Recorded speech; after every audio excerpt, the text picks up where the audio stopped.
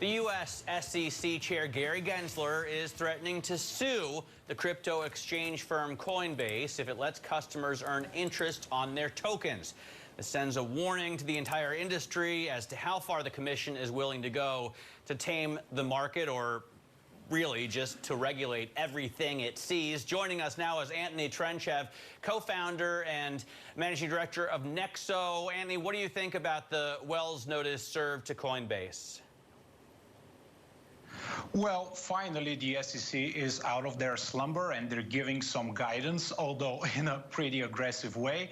And quite frankly, we at Nexo have always welcomed regulation. I have authored pieces on the topic. And, you know, since we launched 3.5 years ago, we conducted our business as if we are a traditional institution and not a crypto fintech, applying for all the licenses.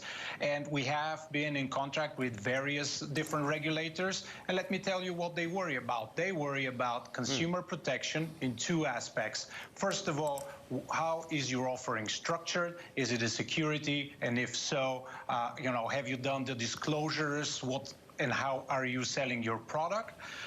And the ultimate authority on whether something is a security is the SEC. If you disagree, you have to go to court over them. Yeah. And the second thing they're worried about is the business model itself. And, you know, we have gone through the trouble of securing a world's first in the crypto lending world, and that is real-time proof of reserves audit, which shows you that assets exceed liabilities at all times at Nexo, and investors are protected.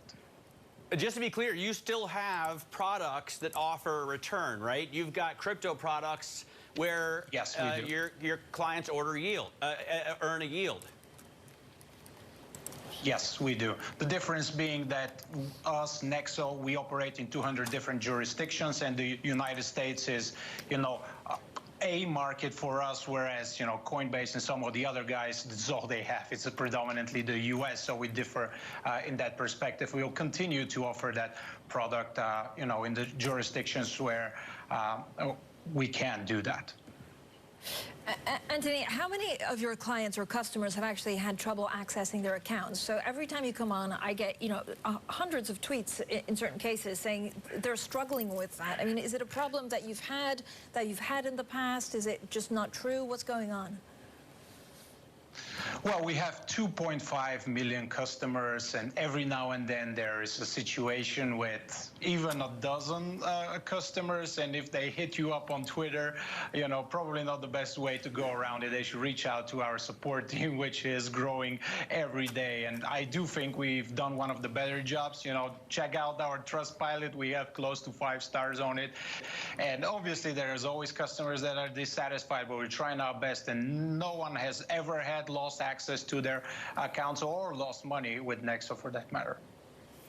All right, so there you go. So the ones tweeting also get in touch with the support team. Anthony, talk to me a little bit about China and crypto. Has Bitcoin mining actually recovered from the China crackdown?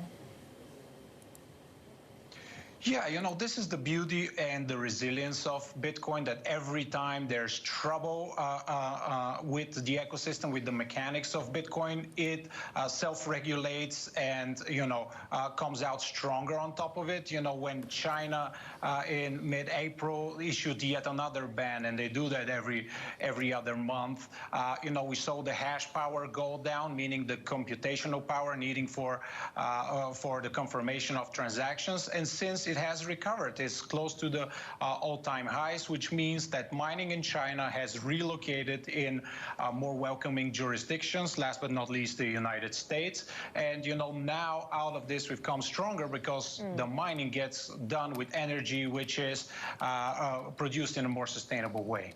Anthony, let's pivot over to another part of the world. El Salvador obviously this week started accepting Bitcoin as legal tender, and the rollout did not go very smoothly.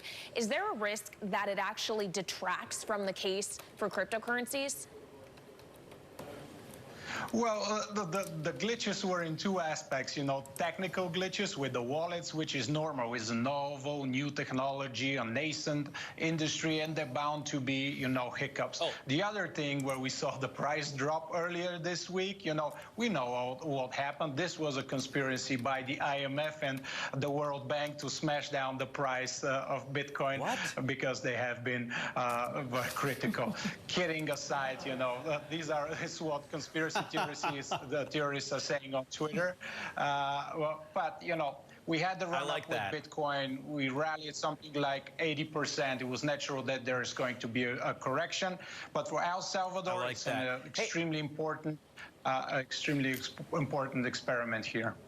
Anthony, I heard a theory that maybe big whales occasionally, when the price gets high, will sell a substantial amount of coins in order to force the liquidation of retail accounts. And we did see, billions in liquidations, and then they come in and buy the dip. Do you believe that? Somewhat, to a certain extent. When there is a correction, we always look for narratives as to why it's happening, and quite often it is simply the market structure. It is margined accounts that get blown up, and there is a cascade of liquidations. And yes, there are people that come in, the whales who sit on large quantities of digital assets, which can be easily deployed then to buy the dip, as it's colloquially termed, these types of situations. And it does this happen, but whether there's a larger conspiracy, I don't think so. Bitcoin is $1 trillion asset, and you need quite a lot of funds to have an impact on the trading activities. Anthony, we only have 30 seconds left, but what's your forecast for where Bitcoin ends the year? I think if we pierce through convincingly above the 200-day moving average, we're hovering around it right now. We'll see new all-time highs in excess of the 65,000, which was Bitcoin dollars per Bitcoin in mid-April. We'll surpass that in this quarter, in the last 3 months of the year. And if this happens, it opens up the air for 100,000 by the mid of next year. Okay, technical analysis on Bitcoin with Anthony Trenchev. Thank you so much for joining us, co-founder and managing director of Nexo there. We'll have plenty more on crypto.